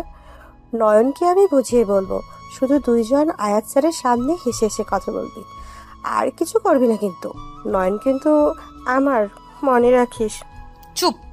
আমার টেস্ট অতটা খারাপ না যে অন্যের ইউজ করা জিনিস নিজে ব্যবহার করব। আমার জন্য তো আমার অঙ্ক টিচারই ঠিক আছে। পরের দিন থেকে প্ল্যান মতো কাজ করা শুরু করলো। আয়াত ক্লাসে আসলে তনয়া নয়ন এর সাথে কথা বলতো, হাসাহাসি করতো। কলেজ থেকে প্রায় একসাথে যেত, এমনকি আয়াতের বাসায় কেউ দুজন একসাথে বসতো, কথা বলতো। আয়াত সেগুলো নোটিশ করতো আর ভীষণ রাগী চোখে তনয়ার দিকে তাকাতো। তনয়া সেগুলো দেখে মনে মনে হাসতো। তো সেদিন আয়াত পার্কে আসবে সেটা তনয়া জানতো, তাই আগে থেকে নয়নের সাথে পার্কে গিয়ে বসে কথা বলছে আর জোরে হাসছে। সেটা দেখে আয়াতের পা থেকে মাথা পর্যন্ত গরম হয়ে গেল। সাথে সাথে গিয়ে তনয়ার সামনে দাঁড়ালো। তনয়ার হাতটা টেনে ধরে দাঁড় করিয়ে ঠাস। আয়াত এখন তনয়াকে জড়িয়ে ধরে আছে। তনয়াও এখন নিজেকে ছাড়ানোর বৃথা চেষ্টা করছে না। আয়াতের বুকে কান পেতে ও হৃদয়ের আওয়াজটা শোনার চেষ্টা করছে। চোখ বন্ধ করে অনুভব করছে ও হৃদয়ের আওয়াজটা। হঠাৎ কি একটা মনে করে আয়াত তনয়াকে ছেড়ে দিয়ে চলে যেতে চাইল। এবার তনয়া আয়াতের হাতটা টেনে ধরল। দাঁড়ান। আয়াত মাথা নিচু করে দাঁড়িয়ে আছে। যখন তখন আমাকে চড় মারবেন, আবার জড়িয়ে ধরবেন। আমার গালটা কি বাংলা লিঙ্ক থামে পাইছেন? চড় মারলেন তো মারলেন, তারপর টানা 10 মিনিট জড়িয়ে ধরে রাখলেন। দেখেন লোকজন কেমন করে তাকিয়েছে। আপনার সমস্যাটা কি বলবেন? কোনো সমস্যা নাই, আমার কাজ আছে। যতই কাজ থাকুক, আমার প্রশ্নের উত্তর না দিয়ে যেতে পারবেন না। আমি তোমার প্রশ্নের উত্তর দিতে বাধ্য নই। বাধ্য, 100 বার বাধ্য। স্যার আমি জানি আপনি আমাকে, কিন্তু আপনি কেন আমায় ইগনোর করছেন সেটা বলবেন প্লিজ। আর হ্যাঁ, নয়নের সাথে আমার কোনো সম্পর্ক নাই। এতদিন যা দেখেছেন সবটাই আপনাকে রাগানোর জন্য। তনয়া, তোমার বয়স কত? আপনার তো অন্য কিছু বলার কথা। আগে বলো, তারপর বলছি। 17 বছর। 18 বছর হতে কতদিন বাকি? এইচএসসি পরীক্ষার বাকি তো প্রায় 5 মাস, আর পরীক্ষার মধ্যেই 18তে পা দিব। তোমার প্রশ্নের জবাবগুলো আমি তোমার এইচএসসি পরীক্ষার পর দিব, কিন্তু তার আগে তোমাকে আমাকে একটা ওয়াদা করতে হবে। কি ওয়াদা? তোমাকে পরীক্ষায় ভালো রেজাল্ট করতে হবে। যদি তা না করো তাহলে আর আমার সাথে কথা বলার চেষ্টাও করবে না। ওকে, ডান। তনয়া পরের দিন থেকে কলেজে যেত। আয়াত ক্লাস করাতো, কিন্তু তনয়ার দিকে তাকাতো না পর্যন্ত। তনয়ার মনে মনে খুব অভিমান হতো আয়াতের উপর। এমনকি আয়াতের বাসায় পড়তে গেলেও আয়াত চুপচাপ পড়াতো, কিন্তু সহজে তনয়ার দিকে তাকাতো না। আয়াতের এমন আচরণে তনয়ার খুব কষ্ট লাগতো। আয়াতের এভাবে ইগনোর করাটা তনয়া মেনে নিতে পারছিল না। কয়েক মাস মাত্র বাকি পরীক্ষার, তাই কলেজ কমিটি আর সারা মিলে সিদ্ধান্ত নিল সব পরীক্ষার্থীদের নিয়ে কক্সবাজারে ঘুরতে যাবে। যেহেতু সব টিচাররা যাবে, তাই আয়াতও তাদের সাথে যাবে। তনয়া সেটা শুনে ভাবলো, আমি গেলে হয়তো স্যার ঠিকমতো এনজয় করতে পারবে না, তার থেকে আমার না যাওয়াটাই বেটার। তাই ওর বন্ধুদের বললেও যাবে না। সেটা নেহা আয়াতকে বলে দেয়। পরের দিন আয়াত ক্লাসে এসে বলে, স্টুডেন্ট, এটা একটা শিক্ষা সফর। আমার মতে এখানে সবার যাওয়া উচিত। কেউ নিজের ব্যক্তিগত সমস্যা এটার মধ্যে টেনে না আনলেই বোধহয় ভালো হবে। তনয় বুঝলো আয়াত কথাগুলো ইনডিরেক্টলি তনয়াকে বলেছে। তনয় তারপর কি ভেবে যেন যাওয়ার জন্য রাজি হয়ে গেল। আগে আয়াত যতটা না তনয়াকে ইগনোর করতো, তনয়া এখন তার থেকে 3 গুণ বেশি আয়াতকে ইগনোর করে। এসব করতে তনয়ার কষ্ট হয় ঠিকই, কিন্তু এছাড়াও পায়নি। কিন্তু তবুও আয়াতের উপর রাগ দেখে কাজগুলো করে। আজ ওরা সবাই শিক্ষা সফরে যাচ্ছে। 3টা বাস, প্রত্যেকটা বাসে টিচার আছে। কপাল গুনে আয়াত তনের বাসেই উঠল এবং নেহা বুদ্ধি খাটিয়ে আয়াতকে তনের পাশেই বসিয়ে দিল। তনয়া সেটা দেখে জানলা দিয়ে বাইরের দিকে তাকিয়ে আছে। বাসটা সাই করে চলছে। প্রায় 14 থেকে 16 ঘন্টা বাসে থাকা লাগবে। যদিও বাস মাঝে মাঝে পথে থামবে, কিন্তু তবুও তনয়ার বাসে চড়ার তেমন অভ্যাস নেই। আর তাছাড়া তনয়ার বেশিক্ষণ জার্নি করলে বমি পায়। তাই তনয়া ব্যাগে বমির মাথা ব্যথার ওষুধ নিয়েছিল, কিন্তু বোকার মতো সেগুলো হ্যান্ড ব্যাগে না নিয়ে জামা কাপড় ব্যাগে রেখে দিয়েছে, যেটা বাসের বাক্সে রাখা হয়েছে। বাস চলার ঘন্টা 3-এর মধ্যে তনয়ার মাথা ব্যথা শুরু হলো, সাথে মাথাও ঘুরছে, বমি পাচ্ছে। কিন্তু খুব কষ্টে তনয় সেটা আটকানোর বৃথা চেষ্টা করছে। আয়াত তনয়ের দিকে তাকিয়ে বুঝলো ওর খুব কষ্ট হচ্ছে, কারণ ইতিমধ্যে তনয়ের চোখ মুখ শুকিয়ে গেছে। আজ প্রায় 3 মাস পর আয়াত তনয়ের সাথে ঠিক মতো কথা বলছে। তনয়া, তোমার কি খুব কষ্ট হচ্ছে? না। দেখো তনয়া, কোনো সমস্যা হলে না বললে কিভাবে বুঝবো? মাথা। এটুকু বলার সাথে সাথেই বমি করে দিল। আর কোনো কথা বলতে পারছে না, শুধু বমি করাটাকে থামানোর বৃথা চেষ্টা করছে। আয়াত সাথে সাথে ড্রাইভারকে বাস থামাতে বলল। ড্রাইভার বাস থামানোর পর আয়াত তনয়ার রাস্তার পাশে বসিয়ে পানি দিল। তনয়ার বমি করা থেকে কোনো বন্ধু ওর কাছে আসলো না, কারণ ব্যাপারটা স্বাভাবিক। মানুষ বমি জিনিসটাকে বড্ড অস্বস্তিকর বিষয় ভাবে। কিন্তু আয়াত তনয়ার কাছে গিয়ে ওর পিঠে হালকাভাবে হাত বুলিয়ে দিচ্ছিল। ওকে পানি খাইয়ে দিলেও ওর মুখটা ভালোভাবে পরিষ্কার করে দিচ্ছিল। তনয়া অপলক দৃষ্টিতে আয়াতের দিকে তাকিয়ে ভাবছে, লোকটার প্রত্যেকটা কাজে আমার প্রতি ভালোবাসার অনুভূতি পাই, কিন্তু কেন আমাকে নিজের থেকে এত দূরে রাখে? কি তার সেই সমস্যা? তারপর তনয়াকে ওষুধ খাইয়ে সবাই আবার বাসে ওঠে। বমি করার পর তনয় অনেকটা ক্লান্ত হয়ে পড়ে, যার কারণে তনয় কিছু দূর যেতেই ঘুমিয়ে পড়ে। বাসে প্রায় সবাই অনেক হইহুল্লোড় করার কারণে ক্লান্ত হয়ে ঘুমাচ্ছে। আয়াত দেখলেও তনয়ের মাথাটা বারবার নিচের দিকে পড়ে যাচ্ছিল, যেমন ঘুমের মাঝে মানুষের হয়। তাই আয়াত নিজের হাতটা তনয়ার কাঁধে রেখে তনয়ার মাথাটা নিজের কাঁধে রাখলো। আয়াত অপলক দৃষ্টিতে তনয়ার দিকে তাকিয়ে আছে আর ভাবছে, ইস, যদি সারা জীবনের মতো তোমাকে এভাবে রাখতে পারতাম। কিন্তু হয়তো আমার ভাগ্যে তোমাকে পাওয়াটা নাই। তোমাকে পেলে হয়তো জীবনে কোনো চাওয়া থাকতো না, কিন্তু বিবেকের কাছে আবেগ আর সমস্ত চাওয়া সবসময় পরাজিত। আমি জানি তোমাকে ভালোবাসাটা আমার তুচ্ছ আবেগ না, কিন্তু সত্যিকারের ভালোবাসাটাও এক ধরনের তীব্র আবেগ। খুব ইচ্ছা করে এই পিচ্চি তনয়াটাকে আমার হৃদয়ের কাছে সারা জীবনের জন্য বন্দি করে রাখি, কিন্তু আমি জানি হয়তো তা সম্ভব না। আমি তোমাকে আমার সমস্যার কথাগুলো বললে হয়তো তোমার জীবনটা তছনছ হয়ে যাবে, তোমার ভবিষ্যৎটা নষ্ট হয়ে যাবে, কারণ কষ্ট সহ্য করার বয়সটা যে তোমার এখনো হয়নি। আয়াত তনয়ার দিকে তাকিয়ে থাকতে থাকতে ঘুমিয়ে পড়ে। কিছুক্ষণ পর তনয়ার ঘুম ভাঙে, কিন্তু তনয়ার মনে হচ্ছে কারো হৃদয়ের মাঝে আছে ও। মাথাটা হালকা উঠাতেই দেখে আয়াতের কাঁধে ওর মাথাটা রাখা। নিজের অজান্তেই তনয়ার হাসি ফুটে উঠল। তনয়া ভাবছে, ভবিষ্যতে আমি আয়াত স্যারকে পাবো কিনা জানি না, তার সাথে সারা জীবন কাটাতে পারবো কিনা জানি না, কিন্তু এই যে মুহূর্তগুলো তার সাথে কাটাচ্ছি, এর থেকে ভালো মুহূর্ত আর আমার জীবনে আসবে কিনা আমি তাও জানি না, কিন্তু এই মুহূর্তগুলোকে আমি আমার সবটা দিয়ে উপভোগ করতে চাই। হঠাৎ রাস্তার উঁচু নিচু ঢালে বাস লাফিয়ে উঠায় আয়াতের ঘুমটা ভেঙে গেল। তনয়াও অনেকটা হকচকিয়ে উঠল।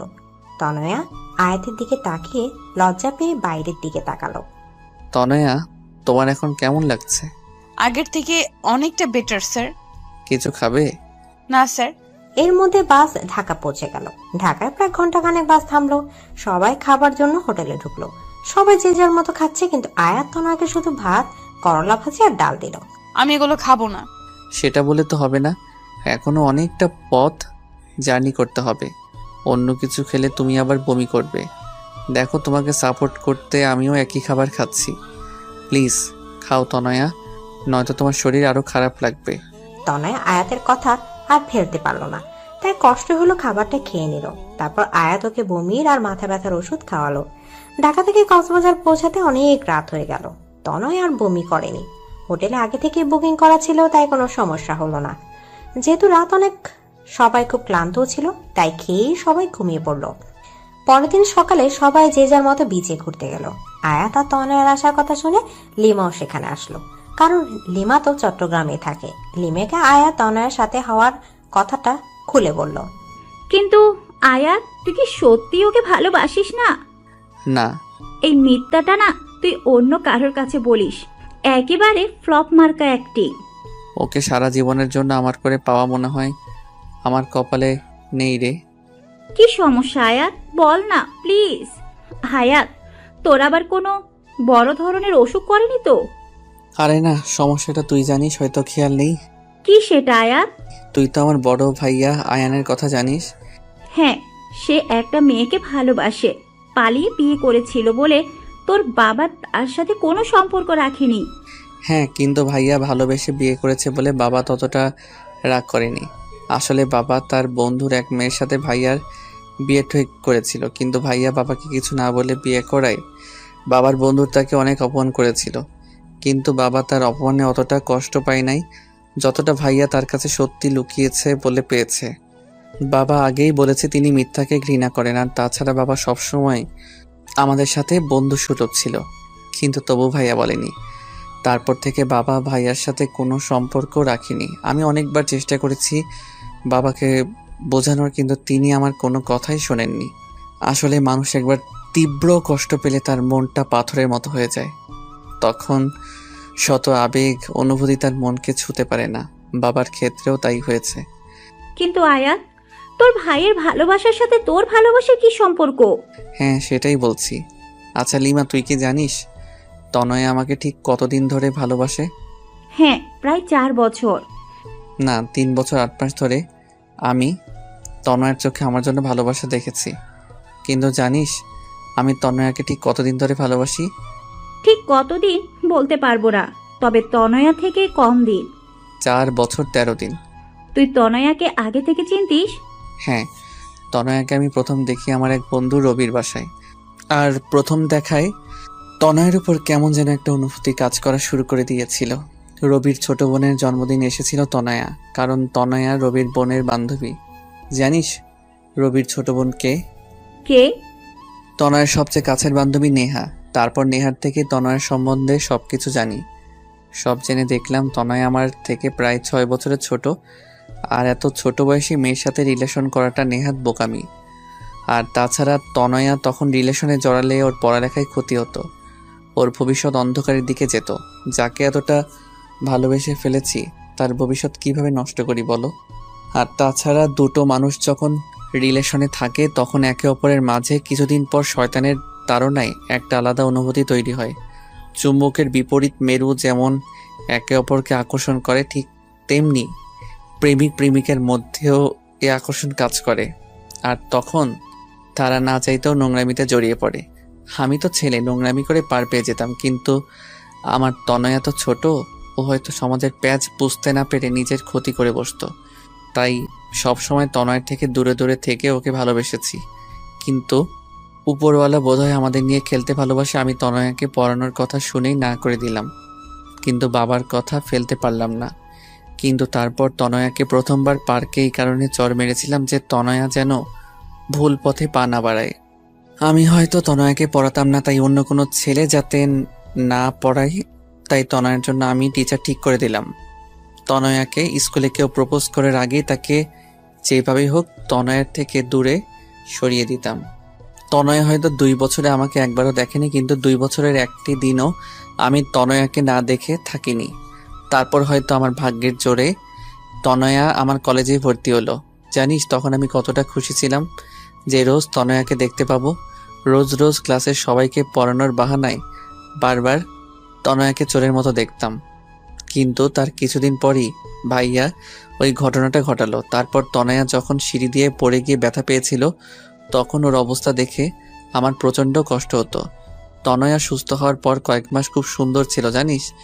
তনয়ের সাথে খুব ভালো বন্ধুত্ব হয়ে গেছিল, কিন্তু সমস্যাটা হলো কয়েক মাস আগে। তারপর থেকে আমি তনয়াকে অ্যাভয়েড করে চলতে থাকি। কি হয়েছে কয়েক মাস আগে?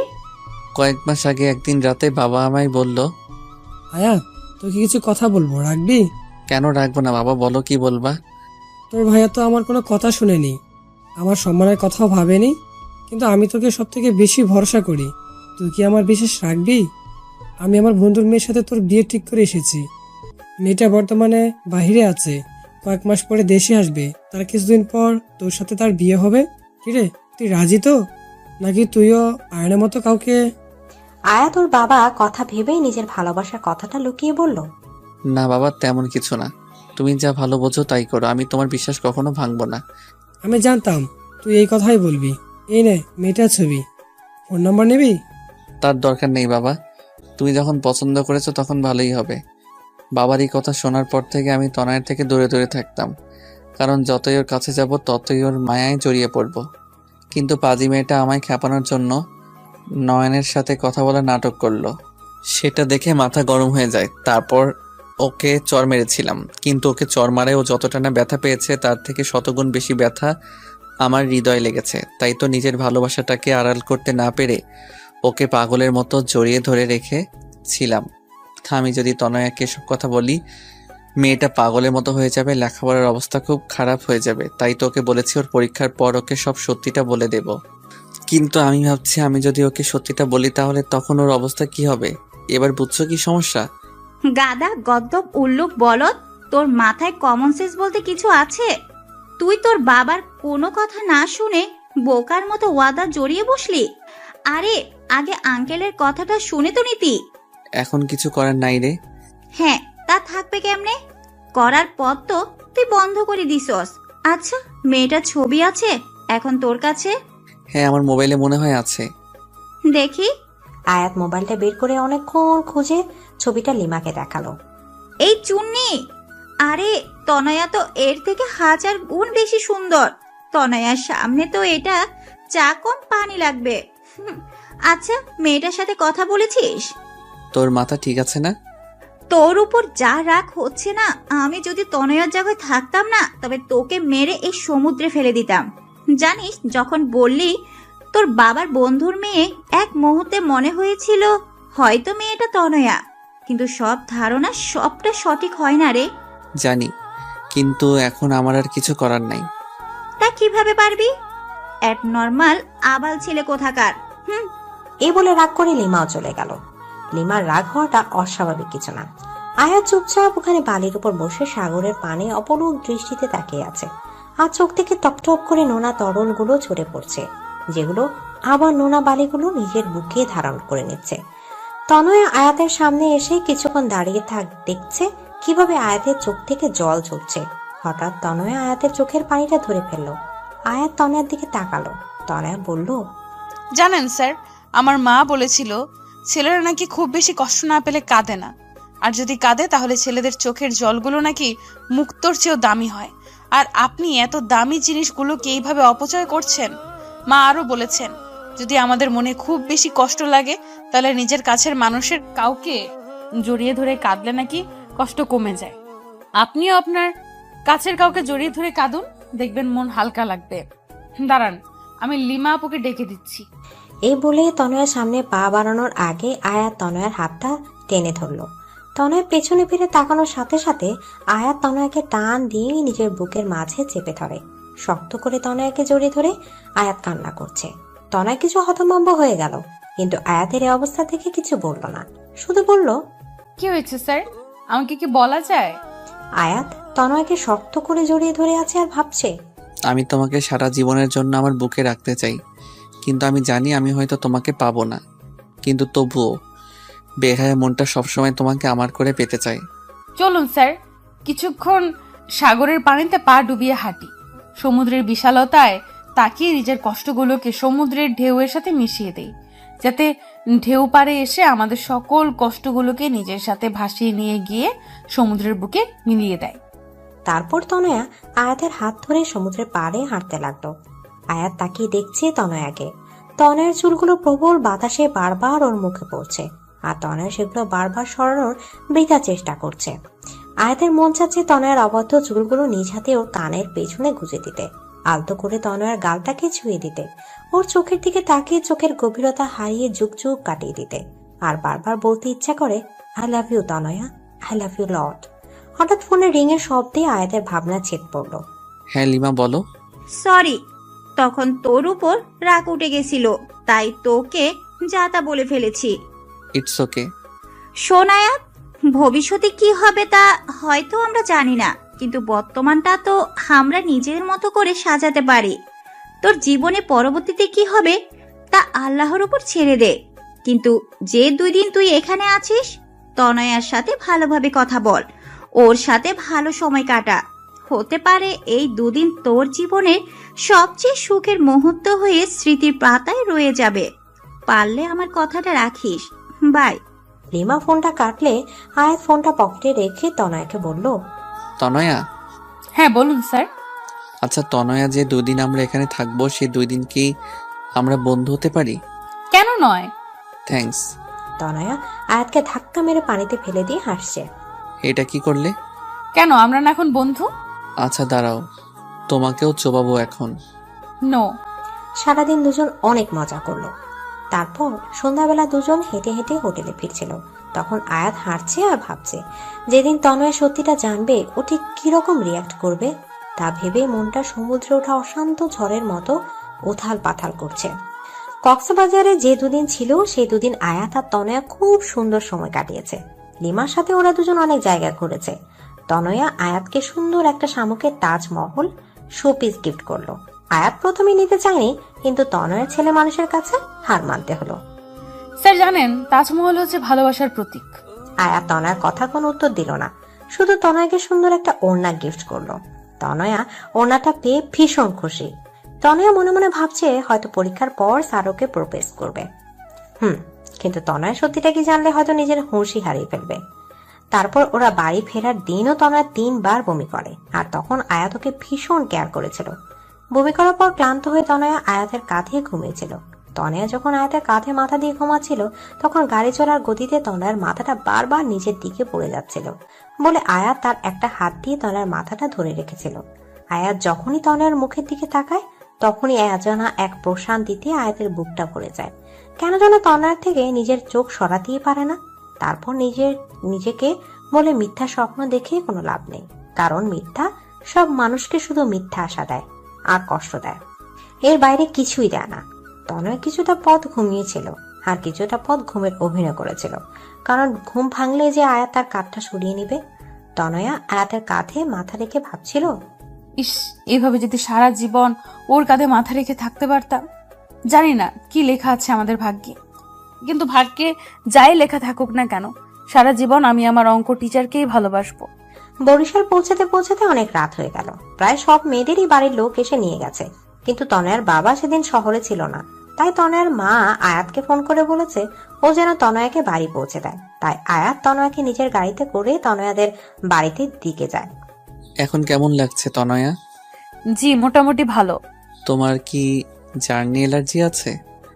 জি স্যার, আসলে আমি এত দূর বাসে কখনো ট্রাভেল করিনি। ও, তোমার বাড়ি এসে গেছে? ও, ভেতরে আসুন স্যার। না, অনেক রাত হয়ে গেছে, এখন আর ভিতরে যাব না, বাড়ি যাব। ওকে, কিন্তু একবার গাড়ি থেকে বাইরে বের হন। কেন? আরে আগে বের হন তারপর বলছি। আয়াত গাড়ি থেকে বের হয়ে দাঁড়াতে তনয়া হুট করে আয়াতকে জড়িয়ে ধরল। আয়াত কিছুটা হতবাক হয়ে গেল। তনয়া অনেকক্ষণ আয়াতকে জড়িয়ে ধরে বলল, আমি জানি না পরীক্ষার পর আপনার সিদ্ধান্ত ঠিক কি হবে, কিন্তু এই যে 2 দিন আপনার সাথে কাটালাম, এটা আমার জীবনের সবচেয়ে স্মরণীয় দিন হয়ে আমার মনের মণিকোঠায় সারা জীবন গেঁথে থাকবে। আপনি যেমন আমার মনে গেঁথে আছেন, ঠিক তেমনি এই স্মৃতিগুলো গেঁথে থাকবে। ধন্যবাদ স্যার, আমার সাথে এত সুন্দর 2 দিন কাটানোর জন্য। আয়াত আর কিছু বলল না, নিজেকে তনয়ের থেকে ছাড়িয়ে চুপচাপ চলে গেল। পরের দিন থেকে সবাই লেখাপড়ায় অনেক ব্যস্ত হয়ে পড়ে, কারণ সামনে পরীক্ষা। আয়াত তনয়ের সাথে কথা বলে, কিন্তু কম। তনয় পড়ার প্রেশার আপাতত ভালোবাসার পোকাগুলোকে বাক্সে বন্ধ করে রেখেছে। ওদের পরীক্ষা শুরু হলো। পরীক্ষার মধ্যে তনয় 18তে পাপ দিল, কিন্তু পরীক্ষার কারণে কোনো সেলিব্রেশন হয়নি। আজ ওদের পরীক্ষা শেষ হলো।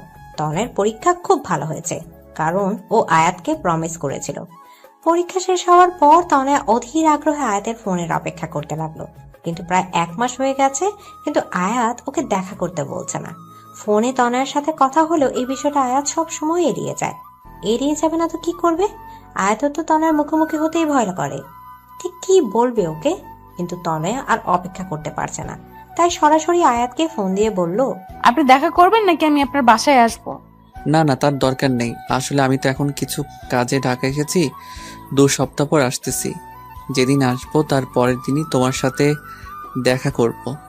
2 সপ্তাহ পর তনয় একটা রেস্টুরেন্টে বসে আয়াতের জন্য অপেক্ষা করছে। এই 2 সপ্তাহ যে তনয় ঠিক কিভাবে কাটিয়েছে তা শুধু তনয়াই জানে। কিছুক্ষণ পর আয়াত আসলো। তনয়ের বুকটা দুরু দুরু করছে, আয়াত ঠিক কি বলবে এটা ভেবে। কেমন আছো? ভালো। আপনি? ভালো। কিছু খাবে? না না স্যার। স্যার, আপনি যেন কি বলতে চাইছিলেন? হ্যাঁ, কিন্তু ঠিক কিভাবে বলবো সেটা ভাবছি। তনয়া, আমার বিয়ে ঠিক হয়ে গেছে। তনয় অবাক চোখে আয়াতের দিকে তাকালো। তারপর আয়াত ওর বাবার ওর ভাইয়ের সব কথা বলল। এও বলল, সামনের মাসের শেষের দিকে আমার বিয়ে, আর সেই মেয়েটি কিছুক্ষণ পর এখানে আমার সাথে দেখা করতে আসবে। আয়াতের কথা শোনার পর তনয়া পুরো পৃথিবীটা যেন গোলক ধাঁধার মতো ঘুরছে। চোখ দুটো ঝাপসা হয়ে যাচ্ছে, নিজের ওপর যেন কোনো নিয়ন্ত্রণ রাখতে পারছে না। চিৎকার করে কাঁদতে ইচ্ছা করছে, কিন্তু শত কষ্টে তনয়া নিজেকে আটকাচ্ছে।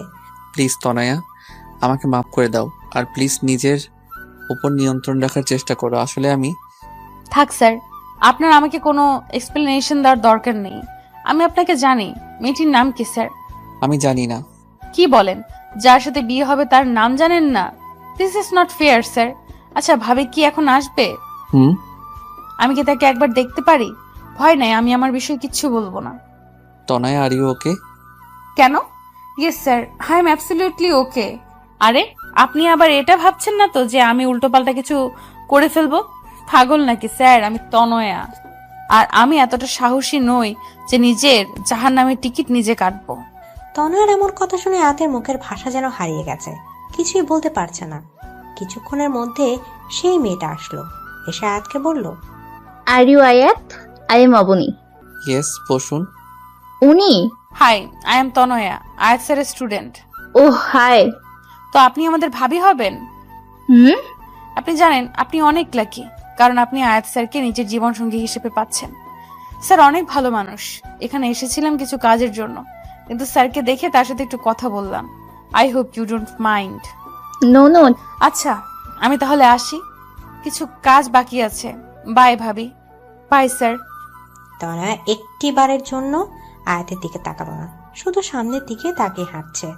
আজ তনয়া পা দুটো যেন চলছে না, মনে হচ্ছে পেছন থেকে কেন অদৃশ্য শক্তি ওর পা দুটোকে আটকে রেখেছে। কিন্তু তনয়ার এমন আচরণে আয়াত অনেক অবাক হলো। তনয়া চলে যাচ্ছে, আয়াত হা হয়ে ওর যাবার পানে তাকিয়ে আছে। তনয়া নিজের অবাধ্য চোখের জলগুলোকে মোছা বৃথা চেষ্টা করছে। আয়াত বুঝতে পারছে তনয়ার মনের অবস্থা, কারণ আয়াতের মনের অবস্থাও ঠিক একই রকম। তনয়া চলে যাওয়ার পর আয়াত নিজেকে আর ঠিক রাখতে পারছিল না, তাই অবনীকে বলল, আমার খুব মাথা ব্যথা করছে, আমরা কি পরে একদিন কথা বলতে পারি? ঠিক আছে। আয়াত বাড়ি এসে বারবার তনয়াকে ফোন করছে, কিন্তু কেউ ফোন ধরছে না। তারপর বাধ্য হয়ে তনয়ার বাবার ফোনে ফোন করে। আঙ্কেল, তনয়া কি করছে? তনয়ার বাবা বলল, তনয়া নাকি টিভি দেখছে, কার্টুন দেখছে আর পাগলের মতো হাসছে। এই মেয়েটা না পুরো পাগল। ফোনটা একটু তনয়াকে দিবেন? তনয়ার বাবা ফোনটা তনয়াকে দিয়ে বলল, আয়াত ফোন করেছে। হ্যালো স্যার, কেমন আছেন? ভাবি কেমন আছে? স্যার শোনেন, বিয়ে করছেন, আমাদের কিন্তু বড় করে একটা ট্রিট দিতে হবে, ঠিক আছে? আয়াত তনয়ার এরূপ কথা শুনে পুরো থ হয়ে গেল। তারপর প্রায় রোজ আয়াত তনয়াকে ফোন করত, কারণ আয়াত তনয়াকে নিয়ে খুব ভয় থাকতো। কিন্তু রোজ তনয়া এমনভাবে কথা বলতো যেন কিছুই হয়নি, যেন তনয়ার স্মৃতি থেকে আয়াত নামটা সম্পূর্ণ মুছে গেছে। আয়াত তনয়ার এমন আচরণে দ্বিধার মধ্যে পড়ে যেত। খুব ভয় হতো আয়াতের তনয়াকে নিয়ে। আয়াতের যেদিন বিয়ে হবার কথা তার কিছুদিন আগে তনয়ার রেজাল্ট দেয়। তনয়া এবারও প্লাস পায়, সবাই খুশি হয়, আয়াতও। কিন্তু এত খুশির মাঝেও আয়াত আর তনয়ার বুকের ভিতরটা জ্বলে পুড়ে ছারখার হয়ে যাচ্ছে। আর আজ আয়াতের গায়ে হলুদ। আর মজার ব্যাপার কি জানেন, আয়াতের গায়ে প্রথম হলুদটা তনয়াই চুয়েছে। আর গিফট হিসেবে আয়াতের দেয়া ওড়নাটা আয়াতকে দিয়ে বলেছে, এটা অবনী ভাবির জন্য। কারো শখের জিনিস নিজের কাছে রাখতে নেই। আয়াত কোনো কথা না বলে চুপচাপ ওড়নাটা হাতে নিল। সবার সাথে খুব হাসাহাসি মুখ করে কথা বলছে তনয়া, কিন্তু ওর মনের ভেতরটা হয়তো আয়াত ছাড়া আর কেউ বুঝতে পারছে না। গায়ে হলুদ পর্ব শেষে আয়াত তনয়াকে বলল, তোমার সাথে আমার কিছু কথা আছে, আমার সাথে এসো। হ্যাঁ বলুন স্যার। তনয়া, তুমি কি করে এতটা স্বাভাবিক আছো বলো? কেন স্যার, অস্বাভাবিক হওয়ার মতো কিছু হয়েছে কি? আয়াত এবার নিজের রাগ কন্ট্রোল করতে পারল না। ঠাস করে তনয়ার গালে কষে একটা চড় মেরে বলল, এই মেয়ে, তুমি কি কিছু বোঝো না নাকি? নাকি তোমার বোধগম্য শক্তি সব শেষ হয়ে গেছে? আবার মারলেন? এবার কোন অধিকারে মারলেন? আর হ্যাঁ, you are too late sir. আর কথাটা বলার আগেই আয়াত তনয়াকে দেয়ালের সাথে চেপে ধরে বলল, অধিকার? কি অধিকার, তাই না? তোমার উপর যদি আমার অধিকার না থাকে তাহলে কারো নাই। হ্যাঁ, তো রাগ দেখানোর কোনো প্রয়োজন নাই। কিসের জোরে আপনি আমার উপর অধিকার খাটাচ্ছেন? এই বলে তনয়া চলে যেতে চাইলে আয়াত তনয়াকে আরো শক্ত করে দেয়ালের সাথে চেপে ধরে। আয়াত তনয়ার একদম কাছে চলে যায়, এতটা যে একে অপরের নিঃশ্বাসের অনুভূতি পাচ্ছিল। আয়াত তনয়ার কাছে গিয়ে বলল, আমার ভালোবাসার জোরে আমি তোমার উপর অধিকার খাটাচ্ছি। একদিন পর যে অন্য কাউকে নিজের স্ত্রী হিসেবে স্বীকার করবে, তার মুখে ভালোবাসা অধিকার নামক কথা শোভনীয় লাগে না। আয়াত তনয়ার হাতটা শক্ত করে ধরে বলে, চলো, আজ এখন সবার সামনে আমি তোমাকে বিয়ে করব। দেখি কে কি করে, আমি কারো পরোয়া করি না। প্লিজ স্যার, রাগের মাথায় কোনো কাজ করবেন না। রাগ মানুষের গোছানো কাজকেও নষ্ট করে দেয়। প্লিজ বোঝার চেষ্টা করুন। Just shut up. আয়াত তনয়াকে ওর বাবার কাছে নিয়ে যাবে, এর মধ্যে লিমা এসে বলল, আয়ান ভাইয়া এসেছে তার বউ নিয়ে। কি আর বাবা? আয়াত, তনয়া, লিমা তাড়াতাড়ি আয়াতের বাবার কাছে যায়। গিয়ে দেখে আয়াতের বাবা আয়ান ভাইয়ার সাথে কথা বলছে। আজ আয়াতের জন্য তোকে মাফ করে দিলাম। দেখো, আজ আয়াত আমাকে কত বড় খুশি দিচ্ছে। দেখো, আয়াত আমাকে দেয়া কথা রেখেছে, তাই এই খুশির কারণে আমি তোমাকেও মাফ করে দিলাম। আয়াতের বাবা এই খুশি দেখে আয়াত আর কিছু বলতে পারল না। তনয়া আয়াতকে সাইডে এনে বলে, দেখুন স্যার, আজ আপনার বাবা কত খুশি। আপনি কি চান তার এই খুশিটা নষ্ট হয়ে যাক? দেখুন স্যার, আমার আপনার উপর কোনো রাগ বা ক্ষোভ নেই। কেন জানেন? কারণ আপনি নিজের খুশির কথা না ভেবে আপনার বাবার খুশির কথা ভেবেছেন। আর এই জন্যই আমি আপনাকে না পাওয়ার জন্য মনে কোনো রাগ রাখি নাই। হ্যাঁ, আপনাকে না পাওয়ার দুঃখ, কষ্ট, আফসোস তো আছে, আর সারা জীবন থাকবে। কিন্তু আমি এটা ভেবে নিজেকে সামলে নেব যে আপনার বাবা মা আর আপনি সুখে আছেন। স্যার, বাবা মায়ের মতো কেউ হয় না। স্যার, আপনি তাদের কথা মেনে নিন। বাবা মাকে কষ্ট দিয়ে কেউ জীবনেও সুখী হতে পারে না, খুশি হতে পারে না। আর বাবা মাকে সুখী করার জন্য যদি নিজে কষ্ট পায়, তাহলে আল্লাহ সে কষ্টের প্রতিদান একদিন না একদিন ঠিকই দিবে। চলি স্যার, ভালো থাকবেন। আমি আজকেও আসতাম না, কিন্তু আজ শেষবারের মতো আপনাকে একবার দেখার লোভ সামলাতে পারলাম না। ভালো থাকবেন। এটা বলেই তনয়া ওখান থেকে চলে গেল। আর আয়াত হা হয়ে ওর যাবার পানে তাকিয়ে আছে। তনয়া একবারের জন্য পিছু তাকায়নি, হয়তো নিজের চোখের জলটা আয়াতকে দেখাতে চায়নি তাই। আজ আয়াতের বিয়ে, কিছুক্ষণের মধ্যেই বিয়ে হয়ে গেল। আয়াতের ঘোরের মতো লাগছে, একটা ঘোরের মধ্যে বিয়েটা হয়ে গেল। আয়াত মুখ থেকে যখন কবুল বলছিল, তখনও কলিজাটা যেন ছিঁড়ে যাচ্ছিল। বিয়ে হবার কিছুক্ষণ পর আয়াত তনয়ের কাছে ফোন করলো। ফোনটা নেহা ধরলো। হ্যাঁ স্যার, বলেন। তনয়া কোথায়? বেঁচে আছে, ভয় নেই আপনার, আমার পাশেই আছে। কিন্তু আমি আপনাকে ওর সাথে কথা বলতে দিব না। আপনি আপনার নতুন বউয়ের কাছে যান। এই বলে নেহা ফোনটা কেটে দিল। আয়াত আর কথা বাড়ালো না। রাত অনেক হলো, কিন্তু আয়াত নিজের রুমের দিকে যাবার নামও করছে না। ওর ভাবি ওকে জোর করে রুমের ভিতরে ঢুকিয়ে দিল। আয়াত রুমে ঢুকে কিছুক্ষণ নীরব থাকলো, তারপর ধীরে ধীরে বিছানার কাছে গিয়ে বলল, সরি অবনী, আমি আসলে তোমাকে বিয়ে করতে চাইনি। আমি অন্য একজনকে ভালোবাসি। তোমাকে স্ত্রী হিসেবে মেনে নেওয়া আমার পক্ষে সম্ভব না, পারলে আমাকে মাফ করে দিও। এ বলে আয়াত যাওয়া ধরলে মেয়েটা আয়াতের হাতটা টান দিয়ে বিছানায় ফেলে দিয়ে আয়াতের পাঞ্জাবির কলার ধরে বলল, ওই, আমাকে কি রবি সিমের মতো ফ্রি পাইছেন যে যখন খুশি চর মারবেন, যখন খুশি ভালোবেসে জড়িয়ে ধরবেন, যখন খুশি বলবেন বিয়ে করবেন না, আবার বিয়ে করে বলবেন স্ত্রী হিসেবে মেনে নেবেন না? কি সমস্যা কি আপনার? আয়াত কথাগুলো শুনে অবাক হয়ে মেয়েটির দিকে তাকিয়ে তার থেকে অ্যাকশনগুলো বেশি শখ খেলো। কারণ মেয়েটি আর কেউ নয়, তনয়া। আয়াত যেন কিছুক্ষণের জন্য নিজের চোখে বিশ্বাস করতে পারছে না। মনে হচ্ছে স্বপ্ন আর বাস্তব দুনিয়ার মাঝে একটা আলাদা দুনিয়া তৈরি হয়ে গেছে, আর আয়াত সে দুনিয়ার হারিয়ে গেছে। তনয়া জোরে আয়াতের হাতে একটা চিমটি কাটলো। আয়াত নিজের চেতনা ফিরে পেল, হকচকিয়ে বলল, তনয়া তুমি? কি স্যার, সারপ্রাইজটা কেমন লাগলো? অবনী কোথায়? ইস, অবনীর খুব চিন্তা হচ্ছে না? আমি অবনীকে মেরে ফেলেছি। আয়াত যেন কিছুই বুঝতে পারছে না। এর মধ্যে কি যেন দরজায় টোকা দিল। আয়াত দরজা খুলে দেখে অবনী দাঁড়িয়ে হাসছে। হাই দুলাভাই, হোয়াটসঅ্যাপ? এখনো বাসা শুরু করা হয়নি বুঝি? তো আমার জন্য অপেক্ষা করছিলেন বুঝি? আয়াত আবার একটা ধাক্কা খেল। এদিকে তনয়া আর অবনী মিলে হাসছে। এর মধ্যে বাড়ির সব লোক, যেমন আয়াতের বাবা মা, ভাইয়া ভাবি, লিমা, নেহা সেখানে উপস্থিত হলো। সবাই হাসছে। আয়াত যেন বোকা হয়ে গেছে। কোনটা সত্যি কোনটা মিথ্যা তা যেন একটা ভ্রমের মতো লাগছে ওর। বাবা, এসব কি হচ্ছে? আমি জানতাম না যে আমার ছেলে তার বাবা মায়ের জন্য নিজের ভালোবাসা মানুষটাকেও ছাড়তে পারে। তোমার বিয়ে কখনোই অবনীর সাথে ঠিক হয়নি। তোমার বিয়ে অনেক আগে থেকেই তনয়ার সাথে ঠিক হয়ে আছে। অবনী তয়নার কাজিন। তয়না যখন আমাদের বাসায় পড়তে আসতো তখন থেকে আমি বুঝেছিলাম যে তুমি তয়নাকে ভালোবাসো, কিন্তু আমি দেখতে চেয়েছিলাম তুমি তোমার বাবাকে কতটা ভালোবাসো। তাই তোমার বিয়ে তনয়ের সাথেই ঠিক করেছিলাম, কিন্তু ছবি দেখালাম অবনীর সাথে, মানে তয়নার কাজিনের। কিন্তু আমি শেষ পর্যন্ত দেখতে চাইছিলাম যে তুমি তনয়ের ভালোবাসায় মোহিত হয়ে নিজের বাবা মাকে ছেড়ে যাও কিনা, কিন্তু তুমি তা করোনি। তুমি তোমার বাবা মায়ের চাওয়াটাকে প্রাধান্য দিয়েছো। তোমাকে নিয়ে আজ আমার সত্যি গর্ব হচ্ছে। তার মানে তনয়া সব জানতো? না, তনয়া জানে, মাত্র 3 মাস ধরে। কারণ তনয়ার জন্মদিনে তনয়াকে আমি উপহার স্বরূপ তার অঙ্ক টিচারকে গিফট করেছি। কারণ তনয়াই আমাকে ভালোবাসার আসল মানে শিখিয়েছে। আমার ভাইয়া আর ভাবিকেও সে ফিরিয়ে এনেছে। সরি স্যার, আমার জন্মদিনের দিন যখন বাবা সব খুলে বলল তখন আমি খুশিতে ঠিক কি করব ভেবে পাচ্ছিলাম না। আপনার সামনে দুঃখী হবার অ্যাক্টিং করতে আমার ভীষণ খারাপ লেগেছে, কিন্তু আমি আপনার বাবাকে ওয়াদা করেছিলাম আপনাকে কিছু বলবো না, তাই। আয়াত রাগে দুঃখে কোনো কথা বলতে পারছে না। রাগের চোটে ওখান থেকে সোজা ছাদে চলে গেল। বাবা, উনি তো রাগ করলেন, এখন আমি কি করব? আমাদের মতো বুড়ো বুড়িদের এর মধ্যে নাটানাই ভালো। আয়না মা, চলো, অনেক রাত হয়েছে। তনয়া বোকার মতো সবার যাওয়ার পানে তাকিয়ে রইল। তনয়া ধীমি পায়ে ছাদে উঠে দেখে ছাদের এক কোনায় আয়াত দাঁড়িয়ে আছে। তনয়া কি করবে ঠিক ভেবে পাচ্ছে না, তাই আস্তে গিয়ে আয়াতকে পেছন থেকে জড়িয়ে ধরলো।